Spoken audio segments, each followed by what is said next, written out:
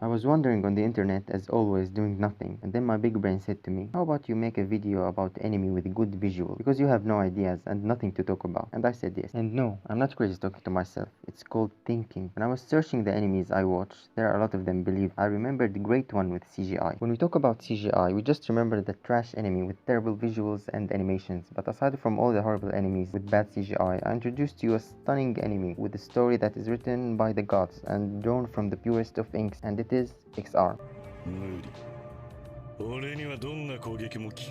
Okay, too far, I know. Jokes aside, there are actually great ones with god tier animation and great storytelling. Today we're gonna talk about none other than the Land of the Lustrous. Anime where the characters are just gemstones that look like girls, but they are actually just gemstones. You're not gonna offer a gemstone, right?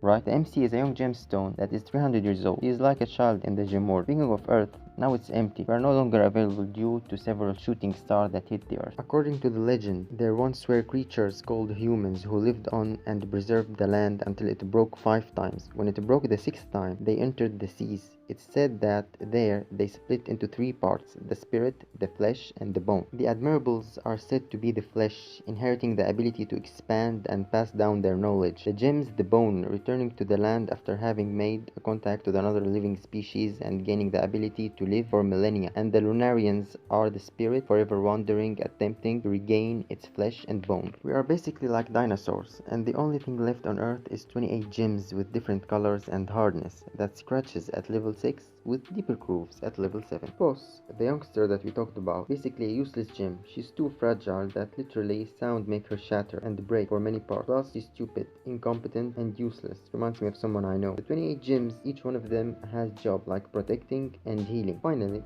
Sensei gave her the most boring job. Basically a writer that writes what she sees, or in more fancy word, to preserve the present and to prepare the future. She saw Shinsha, which is the one who produced poison and has hardness of 2. She is basically trying to make the hunters from the moon take her because she feels that she's useless. But when they actually come, she has to defend Foss because she was near and couldn't suicide and make herself a decoration in the moon. So Foss wants to find her a job, or she's at least trying to. Shinsha is the only gemstone that can work in the dark because she can absorb the moonlight, unlike all the other gemstones that need the sunlight to energize them and make them able to move. Jump a bit forward, Foss is swollen by a giant snail and dissolving inside it. I know shit escalated quickly. Dia helped her to get her body back. I mean, just look at this. They have gone all out in this one. Have you had an orgasm before? Because you're about to. What?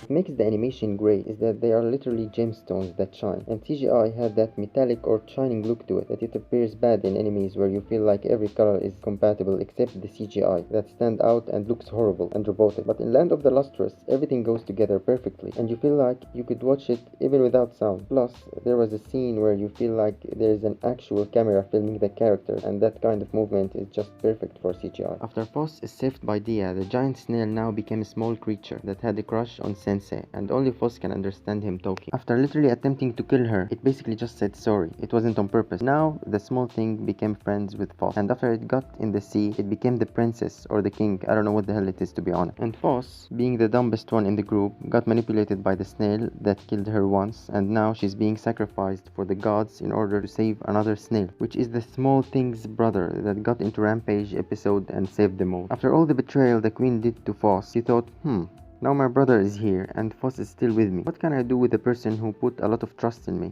Of course I sacrificed her again to save my parent, but then she realized how bitch she is and put Foss back on the beach with 2 sticks from her brother for the legs. When a gemstone loses a piece of its body, her memories from that part will disappear. So now she forgot some stuff, and most importantly, she became the Flash with super fast legs. Those legs gave her a chance to have a job, which is to help between gemstones that bang their head together with the lookout patrols. Now that she is doing what she always wanted to do, she have to fight or at least participate and offer help. But when the enemies actually come and nearly killed the twins, she was so scared she could not do anything and froze in her place. Now the winter has come and all the gems go to sleep because there isn't much sun to function properly. Foss could not sleep, and this is the first time that she actually feels that she has to do something after she was so terrified to do do anything with the twins, regardless of her feeling of not wanting to do it. And this is the beginning of a great development in her character. Now that I look at it, it is actually not the beginning at all, because every event and every interaction from the first episode took part of it. We are now introduced to a new character called Antarctica. Her body stays in liquid form most of the time, and the only time she can form in a normal shape is winter, because the temperature goes down. Antark dies while saving Foss, and now we see a great development in Foss' character. After Antark's death, she became the OPMC that we all want to see. Port saw how powerful Foss is and decided to replace Dia. A new threat has appeared, a big creature with weird appearance. They ran from him because they knew they can't defeat him alone. After slashing him, he became hundreds of puppies and it collected itself back. That big monster that everyone is scared of. It's just what I think, a normal puppy soul that found peace and disappeared with the Kratos. All the animation talk aside, we are just so used to normal characters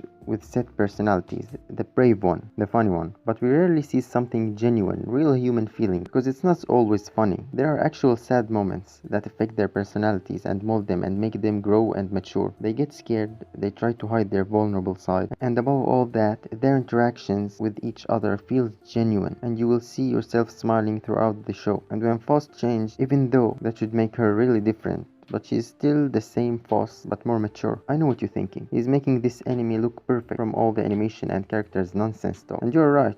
Just kidding, you're not. There are really bad things I did not like. For example, her body changes, especially her arms, is a bit too specific to become useful again, because there is no gem or mineral that match with her. And the simple visit to the beach, she suddenly finds the perfect fit. Not only that, she became so OP. I mean, come on, getting her arms back isn't enough, so let's make her the strongest. I would much rather see her find just her arms without all the added stuff due to the nature of the enemy, which is Sinin. If it was Shonen, we would be having the strongest power of all the powers where nothing and no one can stand a chance against it, and it's the power of friendship. Sadly, we did not get one in this anime. After all that, I just want to say that it ends with a lot of mysteries that we do not know about yet. Really looking forward for the next season if it's ever animated. Thank you guys for watching, hope you enjoyed it. Don't forget to check out my last video about Attack on Titan. Okay, bye.